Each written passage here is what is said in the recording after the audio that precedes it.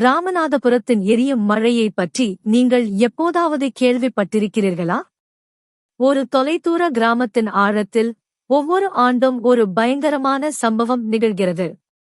வானம் இருண்டு மேகங்கள் திரளும்போது பொழியும் மழை நீர் அல்ல. அது ஆயிரக்கணக்கான சிறிய எரியும் தீப்பொறிகள் வானத்திலிருந்து இறங்குவது போல் இருக்கும். கிராம மக்கள் தங்கள் கதவுகளைப் பூட்டி ஜன்னல்களை அடைத்துவிட்டு பிரார்த்தனை செய்கிறார்கள்.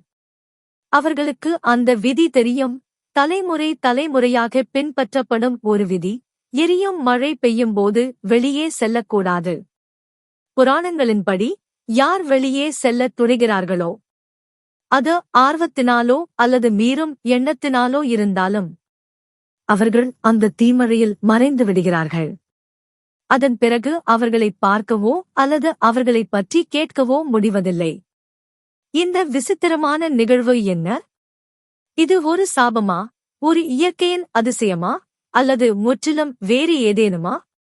காணாமல் போனவர்களுக்கு என்ன ஆகிறது?